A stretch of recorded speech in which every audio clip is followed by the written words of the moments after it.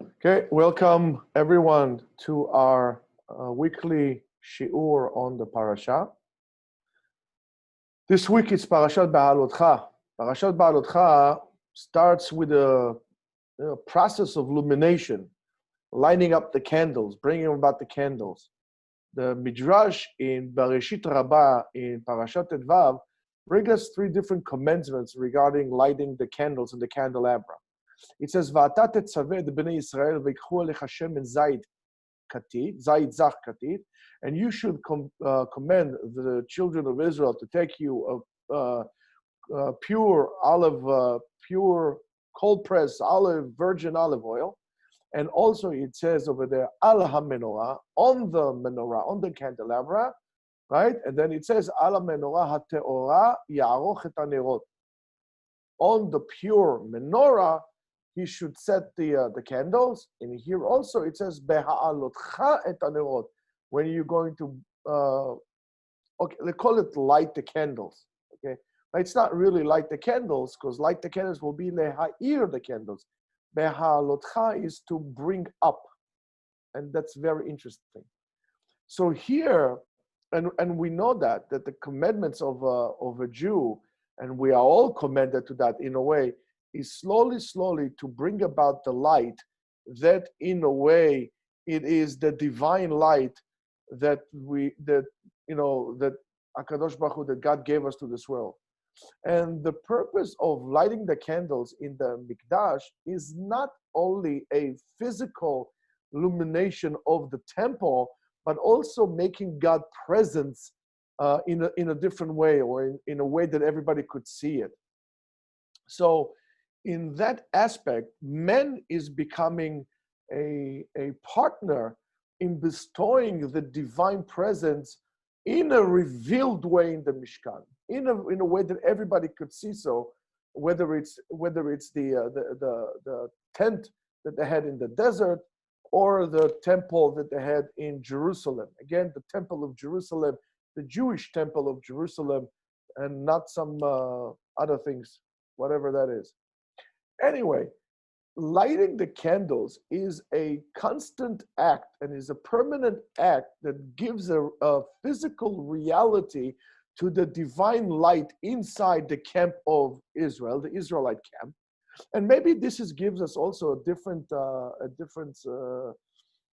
understanding, or different perush on the concept of the partnership between man and God, when you become a partner in the action of creation, and to the fact that maybe the Mishkan, the tabernacle itself, symbolizes the universe in a way. The Aron, what is it? The Ark of Covenant, not the Indiana Jones one, represents God. That the prophecy comes in a nowhere. It comes in between those keruvim, right? It's not a specific thing. It's just the space in between them. And the menorah, with all the symbolism of purity and gold and so on and so forth, that the man lights in, or with it, or in it, the light. It lights the candle, brings up the light. So he's becoming a partner with God in the act of creation. And maybe even to say, because we know that the Western candle never lit, maybe that in a way also has a certain representation of God's light in the world, or maybe the light that was created at the beginning, that is Shamur L'Tzadikim Le'atid Lavo as we know it.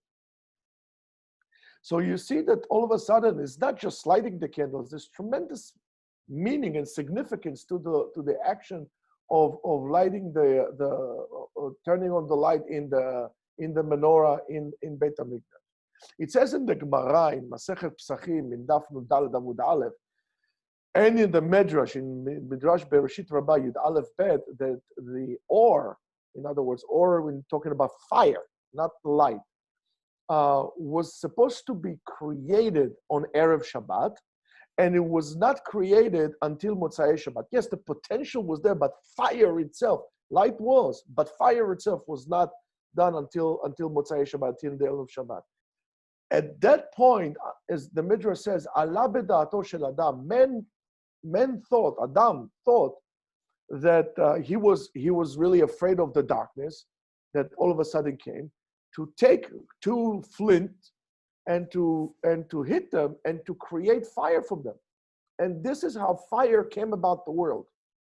And by doing so, mankind became an active partner in creation. Just the slightest moment before the week of creation ended, and then the week of the week that we know, right, that started, which basically was the second week. The first week was dedicated all for creation. The second week is already nature starts with its own rules and everything was put in place. So mankind created that by striking, I guess Adam HaRishon was a survivalist enthusiast or maybe a prepper. So he created the fire from two stones. He was afraid. Also, the fire which is brought up in the Mishkan is similar to that in terms of the concept.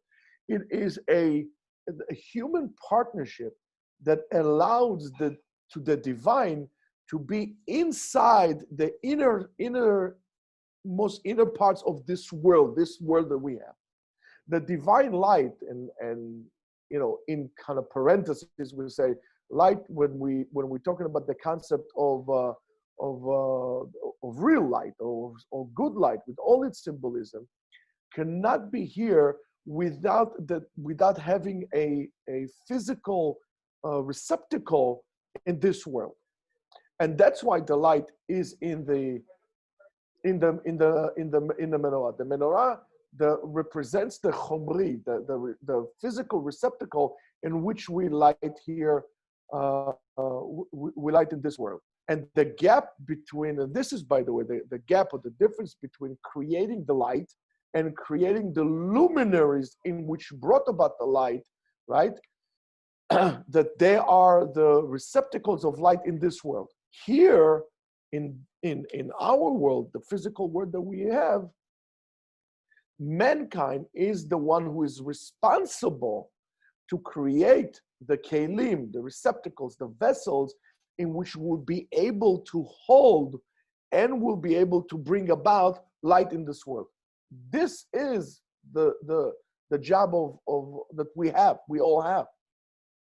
And we'll see maybe what those receptacles are. Maybe that's something that you should think about yourself, but that's the message behind it. And without men, humans that knows to form things, to make a shape and to do so, that's not going to happen. We need mankind to do so. Men make tools, men make vessels, make receptacles. He knows how to take something and to shape it. That's something that in a way we resemble God in our ability to do it. There's no animal that does it. I don't care what Jane Goodall says, with all due respect to her, she can go live with chimpanzees for all I care. But only mankind can form vessels, can hold things like that.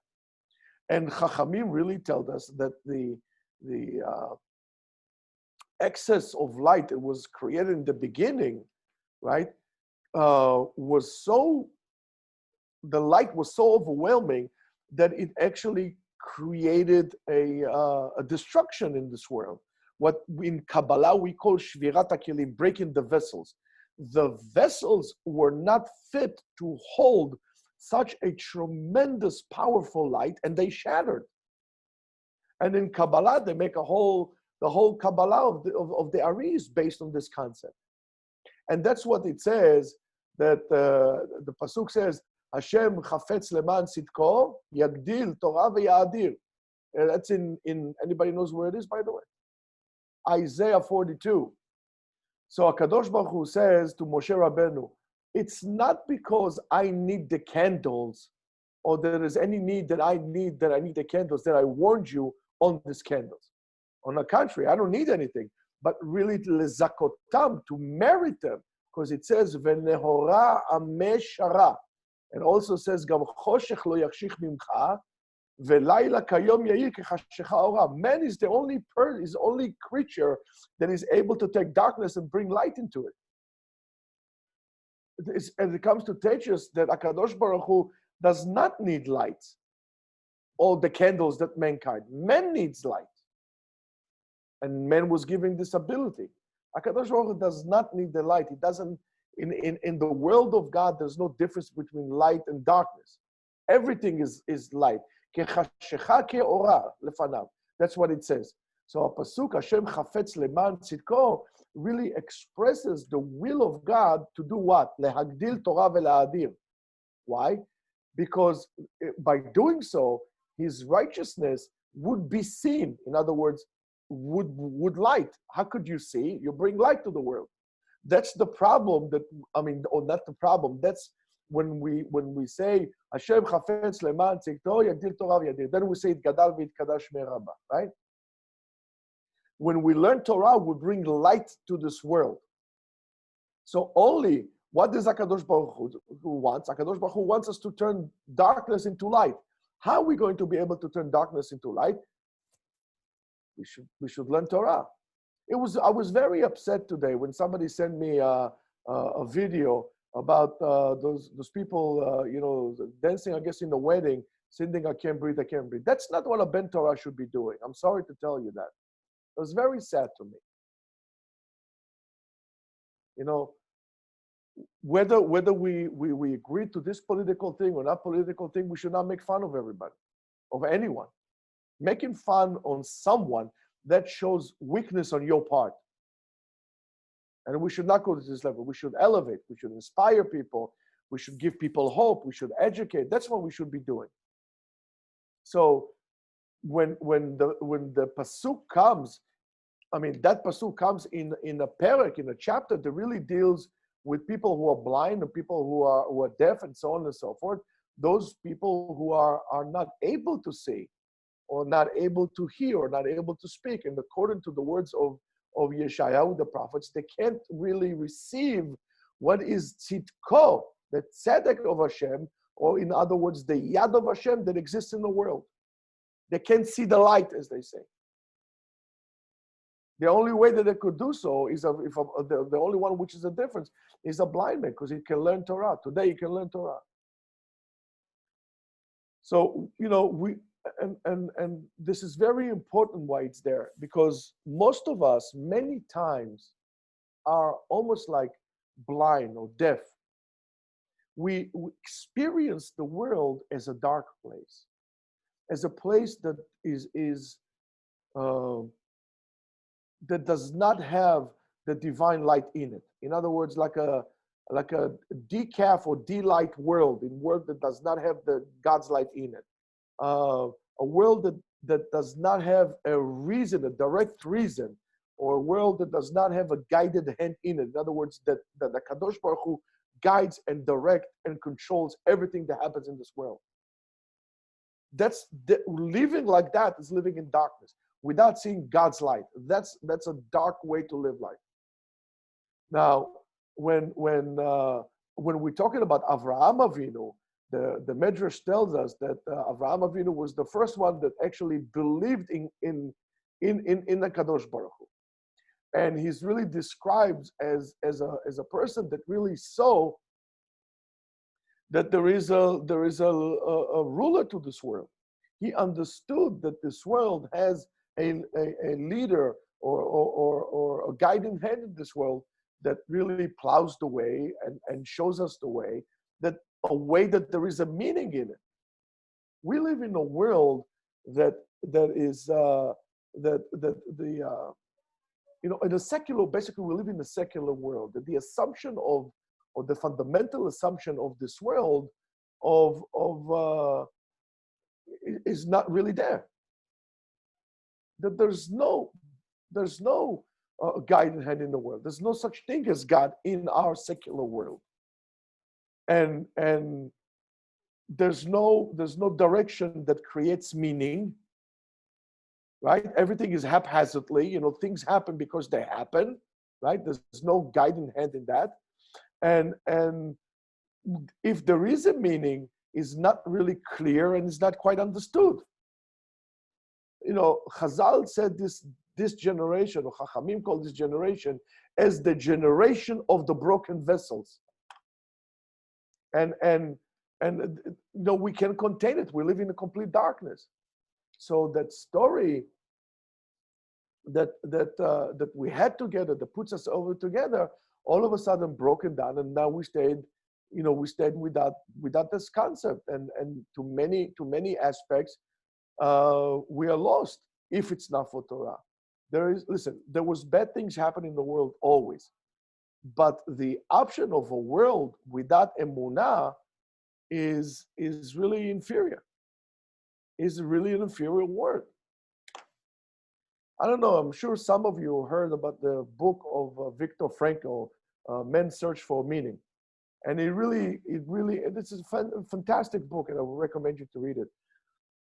Excuse me. He really describes his experiences, his very harsh experiences in Auschwitz, that almost the only thing that would make sense over there is to really die and to cease to exist in this very cruel reality that is absolutely senseless, and there's no meaning to it. Basically, to get up every morning and to contemplate on the electric fence, should I touch it and end this misery and not, and really every day, looking at the people who chose to end their lives like this. They couldn't do it like this. But together with that, he really describes his search, his choice, basically, to search for meaning. And by finding the meaning, or not even finding, by just looking for his meaning, to really retrieve back and really receive back his will to live. This is a meaning that is not given to you, as a predetermined notion. This is a meaning in which you should choose. You should choose to be on this path. You should do something for it, to create it. How to turn the surrounding light into an internal light.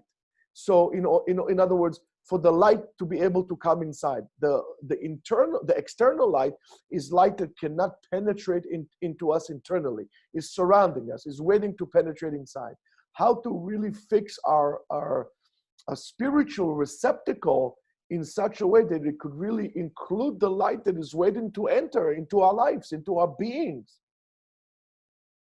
When a person is depressed, we say he is in darkness. So how do we bring this light into our life?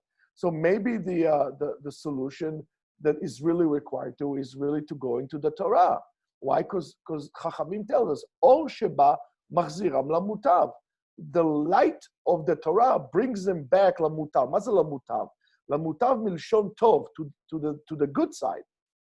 The light in which was really created, then put to the side during the first day of creation, what we call it Maaseh Bereshit, and is really guarded and is saved for the righteous people for the future to come, is really, is nowhere else but besides in the Torah. Inside the Torah. Because HaKadosh Baruch Hu looked in the Torah and created the world. The Torah is the blueprint of the world. So you want to look for this light, you got to learn Torah. But also there, when you learn Torah, if you're learning Torah without meaning, without a meaning, you learn Torah just, I don't know, for whatever reason, without understanding of the essence of Torah, the light could not come out to the vessel. And then you have a situation that maybe there are people who know how to quote, many statements of Chazal, who know how to regurgitate many Gemarot, but without the essence of Torah, right? The Torah itself, the light of the Torah, is far from them as east from west, or west from east. HaKadosh Baruch Hu is asking us to that we should make ve'asu lahem mishkan. Ve'lo asu li mishkan, ve'asu lahem mishkan. They should make a mishkan to themselves. They should sanctify themselves. Now, mishkan is like Shekhinah. In other words, HaKadosh Baruch Hu is asking us that we should make a place for the holy presence of God inside of us. Beit HaMikdash, that we should sanctify our own selves. What we call Beit HaBchira. Beit HaBchira, and it's called Beit HaBchira, the house of choosing, because we have to make this choice. You're not just being born into it, you have to make the choice for it. And that's why maybe a Baal Tshuva is higher than a Tzaddik, because he chose He chose to sanctify himself, or a ger to that matter. Now, when we say bayit or heichal, it's the same. It's the same concept of malchut, of kingship, that really was separated from the inside receptacles and become a kli to the or makif, to the surrounding life.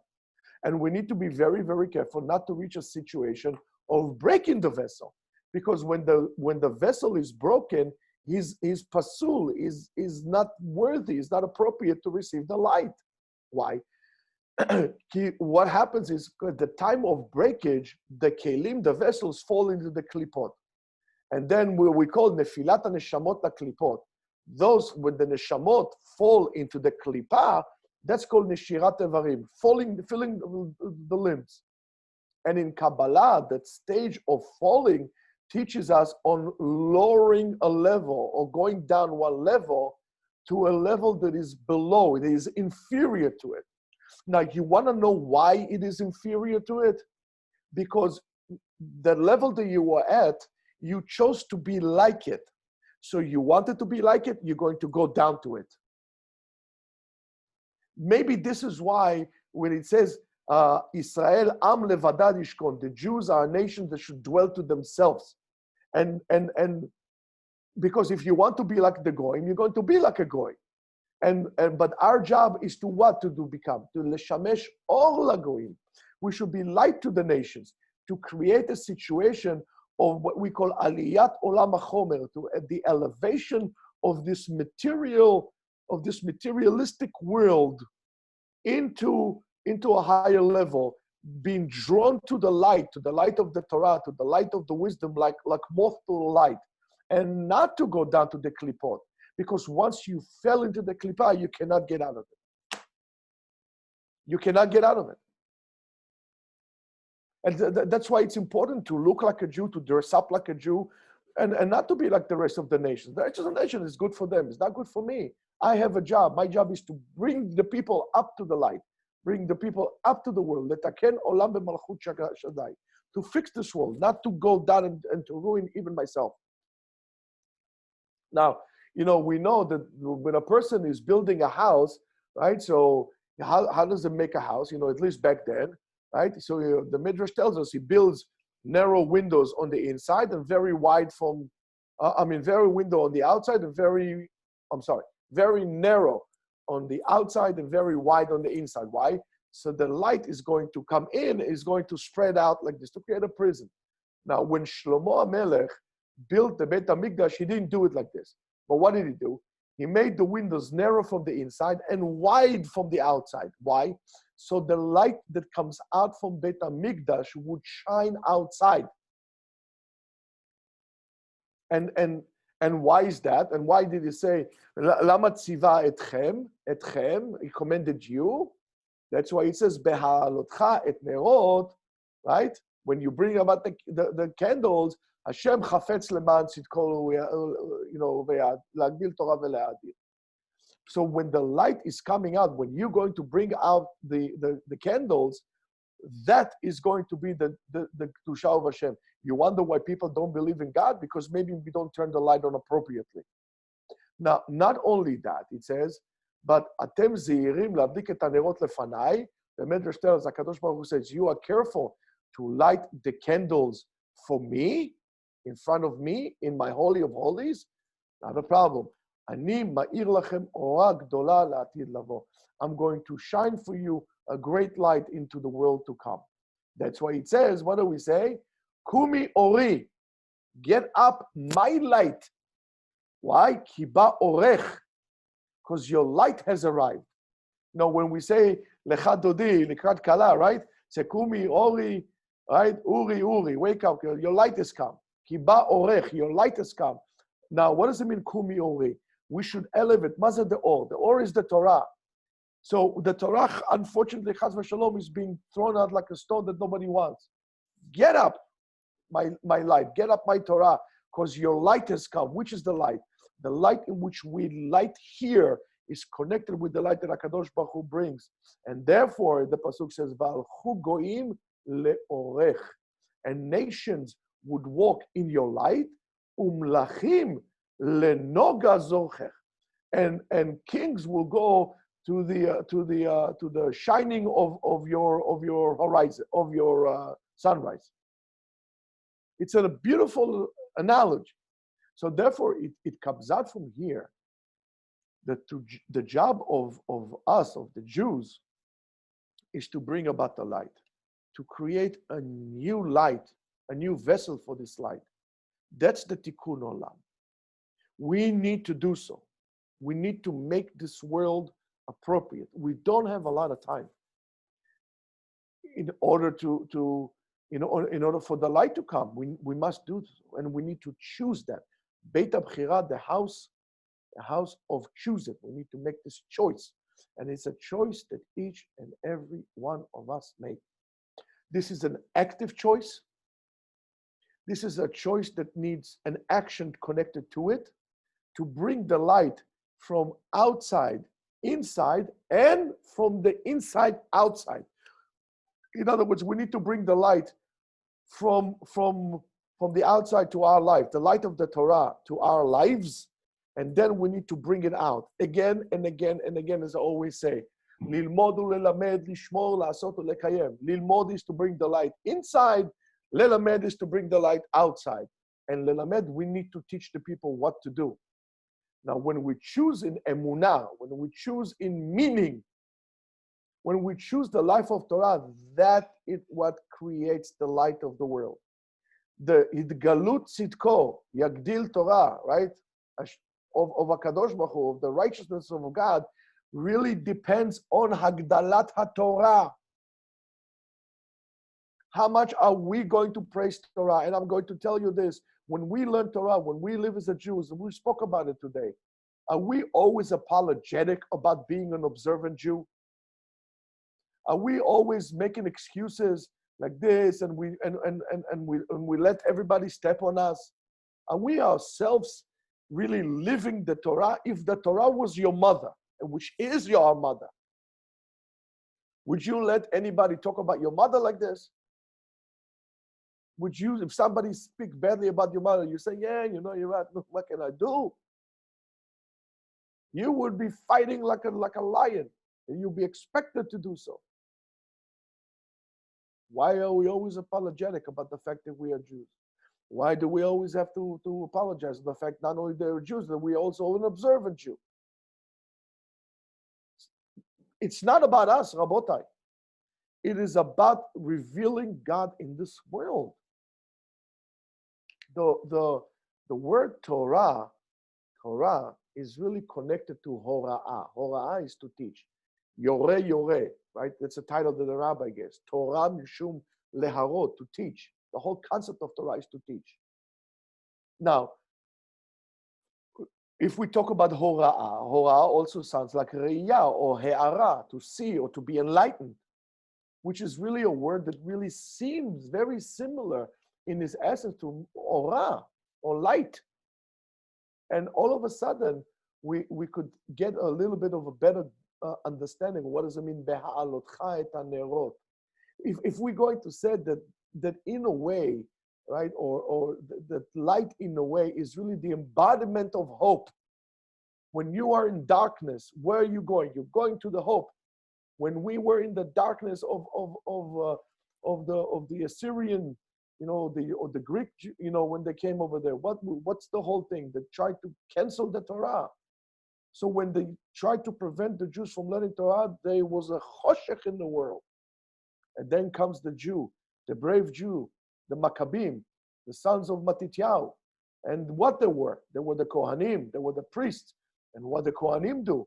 They light the candles in the menorah. And what does the light of the menorah does? Brings light of hope to this world.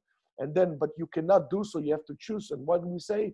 Banu choshech legaresh. We're here not only to push away darkness, to throw away, to dismiss darkness.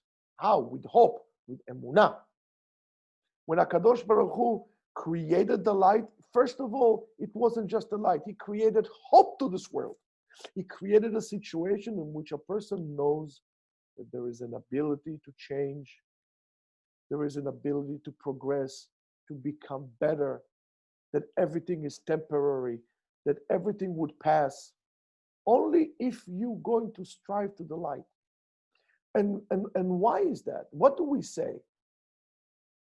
Ki be'or panecha, with the light of your face, natata lanu, you gave us what? Torah, chaim, Torah and life, ahava, love, chesed, tzedakah, rachamim, kindness, charity, mercy, blessing, and peace and harmony. This is all comes in the light of God. When you don't walk in the light of God, when you don't let God shine upon you, God always wants to shine light upon you. You hide from this light. You're not going to have harmony. You're not going to have peace. You're not going to have a blessing. You're not going to have mercy. You're not going to have charity. You're not going to have kindness, no love, no life, no Torah. And all these things, if you're talking about life, if you're talking about kindness, if you're talking about mercy, everything has to do something with the concept of hope. Take all these words that I just told you, Torah, Chaim, Ahava, Chesed, Tzedakah, Rachamim, Bracha, V'Shalom, they all have to do with hope. If you don't have hope, you don't have it. It's very interesting because the gematria, the numerical value of light, is 207. Ein Sof, the concept of God, is also 207. Also, the gematria Behar, in the mountain, is also 207. When we receive the Torah at the mountain, we receive the light. Bahar, right? In Har Sinai. What do we get in the light? We got Torah in the light. And regarding the Torah, as we said before, we says, Or Sheba Machzura. In other words, the Torah gives men hope.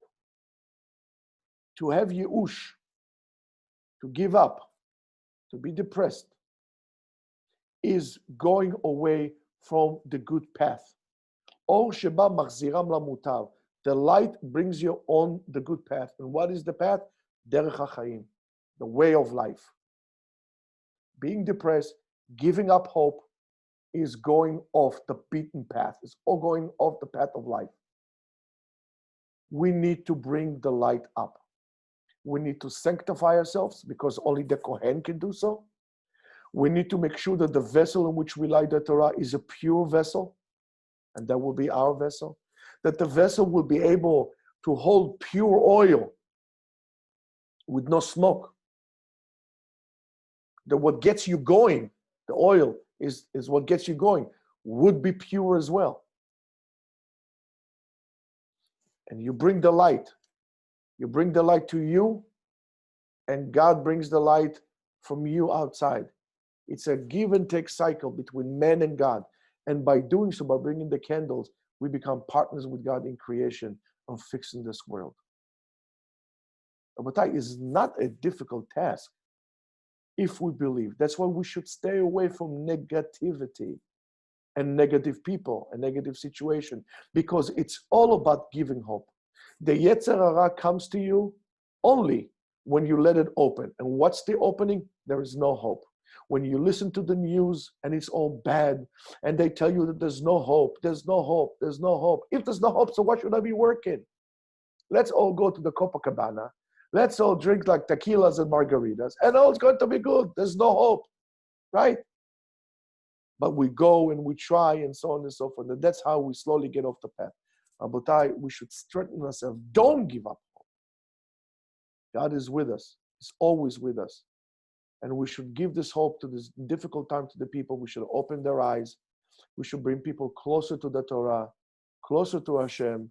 And Be'ezrat Hashem, I really hope so that we should all be merited to see the light, the menorah lighting in the Bet HaMikdash, the light of God will shine all upon us.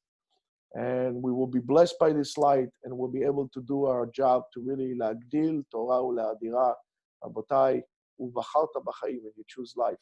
You choose life, you choose the light. You choose the light, you choose Torah. Shabbat Shalom.